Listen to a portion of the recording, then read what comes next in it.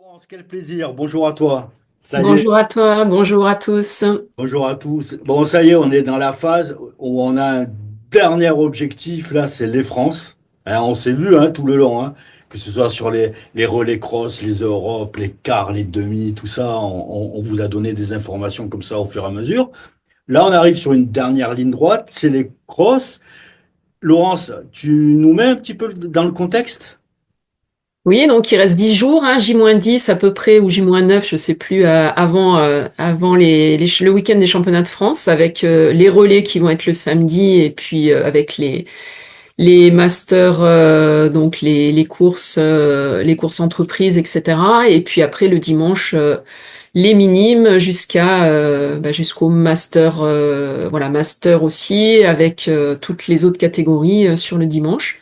Donc un parcours qui va peut-être un peu mieux convenir à nos athlètes puisqu'il est un peu plus roulant que les autres années, que ces dernières années, avec peut-être quelques petits passages debout, mais en fait l'hippodrome restera quand même assez sec.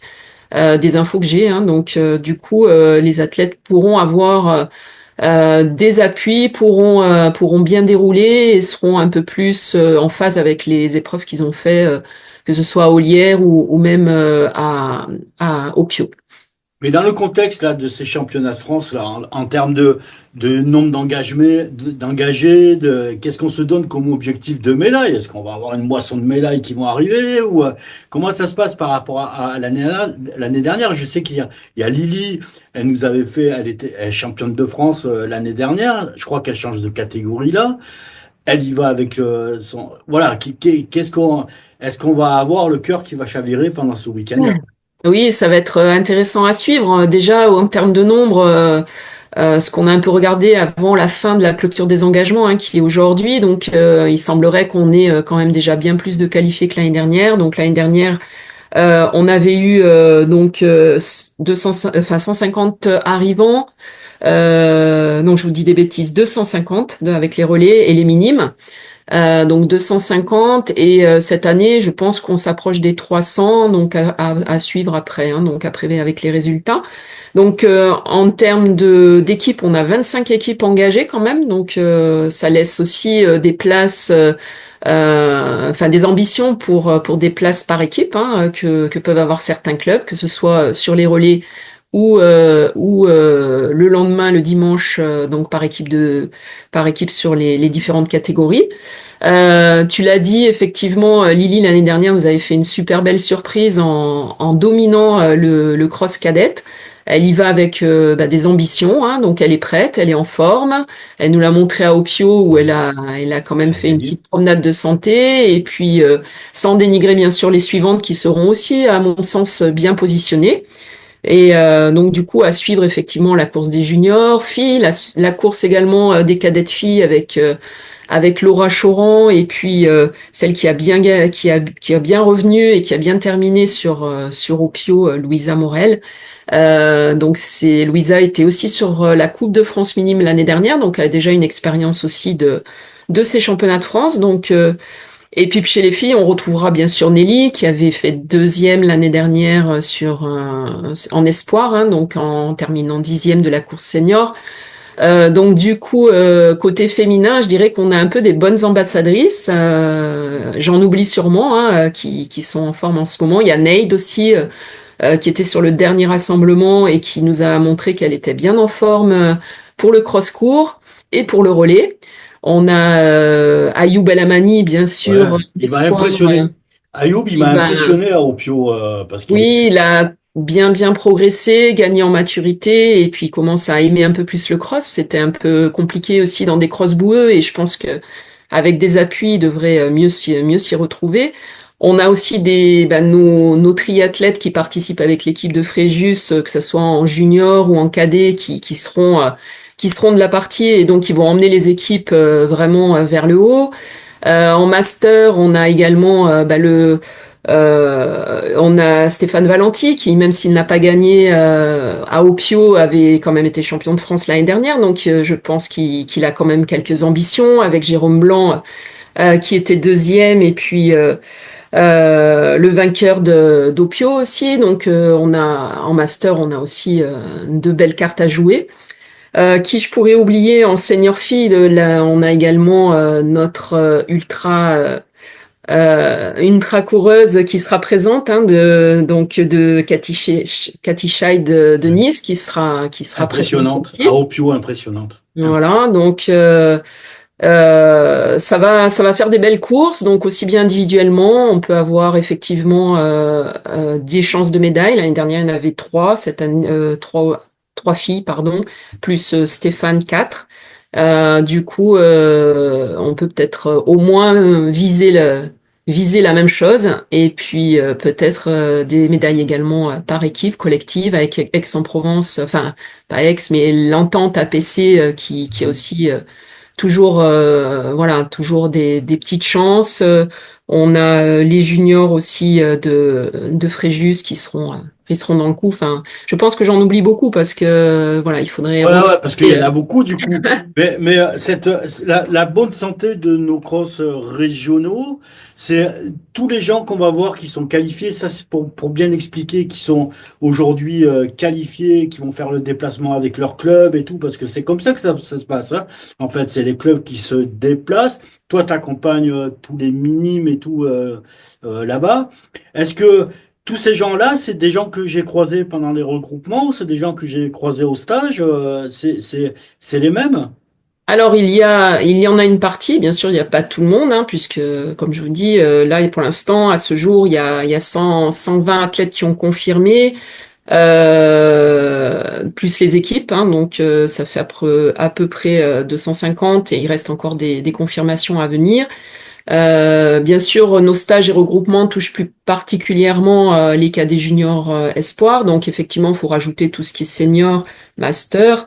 Les minimes, du coup, sont suivis qu'à partir de Pâques, à partir de cette Coupe de France minime. Donc effectivement, il n'y a pas tout le monde, mais il y en a quelques-uns qui auront à cœur de se retrouver et de se recroiser effectivement pour les échauffements, pour après la compétition, pour débriefer. Donc les entraîneurs se connaissent un petit peu mieux aussi grâce au regroupement, en tout cas pour ceux qui sont venus. Donc petit à petit, effectivement, il y a une émulation qui se crée au niveau du demi-fond.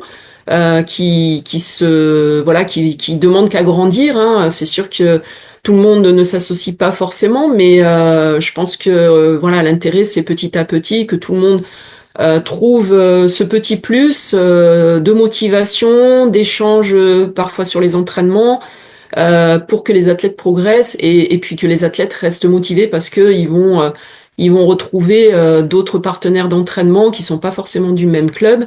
Et notamment, on le remarque, hein, dans les clubs, c'est pas toujours évident chez les filles d'avoir des groupes de niveau quand on a une ou deux qualifiées et quand il y a un rassemblement ou un stage où les filles peuvent se retrouver à plusieurs, bah, ça les fait forcément grandir et puis être plus ambitieuses aussi parce que on est ambitieux quand on est dans un contexte où Oui, il y a une émulation et bien sûr. si dans le club il n'y a pas suffisamment d'athlètes du même niveau, c'est parfois difficile de rester motivé et de se pousser, enfin voilà, de se pousser vers le haut constamment.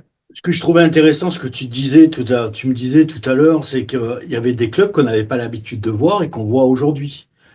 Oui, tout à fait, Perles, oui, oui, bien sûr. On a parlé ensemble tout à l'heure de ouais, Ménherbe, L'Oriolade, tout ça, ouais, de Sceaux, un petit club à Golfe de côté de Saint-Tropez. Grasse, ouais, le club de Saint-Tropez. Donc, effectivement, j'ai aussi, parmi les personnes qu'on forme en tant qu'entraîneur, des entraîneurs plutôt running, plutôt même trail parfois, qui amènent progressivement le cross dans la préparation de leurs athlètes.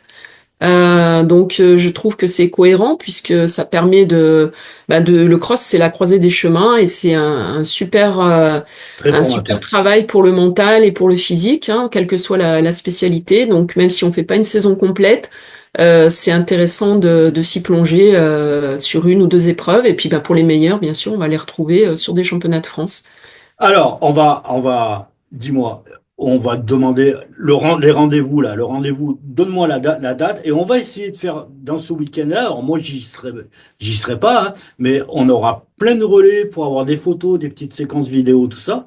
On essaiera pendant le week-end de vous tenir informé le mieux possible de ce qui se passe justement sur ces France de cross. Euh, on donne rendez-vous à tout le monde.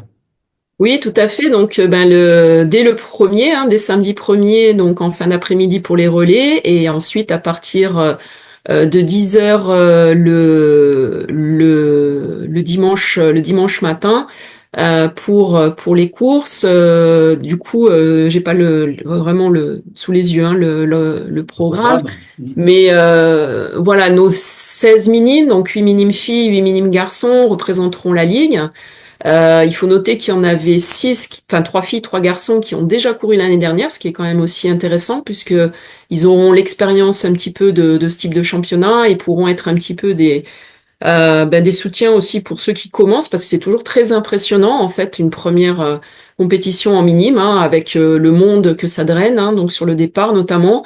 Il y a beaucoup de stress, donc commencer les championnats de France par une épreuve par équipe, c'est plutôt très bien, et puis c'est quelque chose qui est moteur pour la suite et puis qui nous permet ensuite de repérer aussi un Les premier petits repérage des réglages. athlètes. Les petits Et surtout, réglages. à noter que tous les comités sont présents dans ces équipes. Donc, on a des athlètes du 04, du 05, du 06, du 83 et du 13 qui sont représentés, et plein de clubs, que ce soit des gros clubs ou des clubs beaucoup plus modestes. Donc, c'est super. Donc, voilà, à suivre À par les suivre. minimes et les masters en premier. Et ensuite, le déroulé de la compétition jusqu'à alentours de 16 heures. Ça sera retransmis sur Athlé TV, hein, donc vous pouvez aussi regarder sur Athlé TV. Et bon courage pour les déplacements. Je pense qu'il y a pas mal de clubs qui ont réussi quand même à partir en avion. C'est à 1 heure de Nantes, donc pas mal de clubs qui ont pris cette option-là pour mettre leurs athlètes dans les meilleures conditions possibles. Et puis les autres qui prennent le bus ou des minibus ont prévu de partir le vendredi. Mais Donc ça, bien c'est sûr. phénoménal, hein. Moi, je m'aperçois, parce que je suis vraiment de l'extérieur de ça, mais je m'aperçois qu'il y a une organisation qui se crée entre clubs sur les déplacements, les hébergements, tout ça. Et ça, effectivement, vous avez des groupes avec des applications où les gens se parlent, s'organisent et échangent, mutualisent. C'est comme ça que ça se passe dans notre région, en fait. Ben ça, voilà, ça peut sur effectivement des billets d'avion que certains clubs ont pris en trop, ou des hébergements effectifs qui peuvent aussi se mutualiser. Mais effectivement, c'est quand même une grosse organisation. Je pense notamment à Agap et ses sous-sections où il y a 54 participants, hein. Donc imaginez voilà le montage qu'il faut faire pour pouvoir trouver. Et donc, du coup, moi, j'encourage vraiment les clubs à anticiper, à réserver longtemps avant, parce que du coup, c'est plus facile d'annuler que de trouver au dernier moment. Et donc, d'une année sur l'autre, voilà, certains clubs s'organisent très bien et peuvent mettre leurs athlètes dans les meilleures conditions. Donc, pensez vraiment à ça, anticiper, et on affine au fur et à mesure de la saison en fonction des personnes qu'on voit un petit peu. On a des valeurs sûres, et puis après, ben forcément, il peut y avoir en moins ou en plus, mais globalement, voilà, il faut pouvoir faire cette perspective assez tôt dans le temps, parce que c'est un peu le rush après, même pour les box, pour réserver les box. Si on s'y prend trop tard, ben il y a plus de box, il y a plus. Et sur des déplacements comme ça, c'est difficile pour les clubs Pour de les clubs, prendre il faut leur temps, anticiper hein. combien de temps à l'avance? Deux Un mois? an avant, un an avant. Un an avant? Enfin, un an avant, dès que le championnat, que ça soit sur piste ou que ça soit en cross, dès que la date du championnat de France sort, il faut anticiper. D'accord. Et il y a des clubs qui le font En parfaitement. bon entendeur. Voilà. Donc, on vous donne tous rendez-vous le week-end des championnats de France. On va essayer sur la chaîne YouTube, principalement, je pense, hein, vous mettre des informations avec une focale sur nos athlètes. On va pas parler de tout le monde, hein, mais une focale sur nos athlètes, les athlètes de notre région. Donc, je vous conseille, abonnez-vous à la chaîne YouTube de la Ligue. Vous vous abonnez, vous mettez la petite clochette pour avoir les notifications juste avant que les vidéos elles sortent. Et puis, passez tous un bon week-end. Et merci de me donner toutes les vidéos, les photos, les séquences que vous avez. Je trierai et je mettrai sur la chaîne. Merci à toi, Laurence. Merci beaucoup et bonne fin de préparation. Rendez-vous dans 10 jours et bonne chance pour les France Élites pour ceux qui sont ce week-end à Miramas. Bye bye.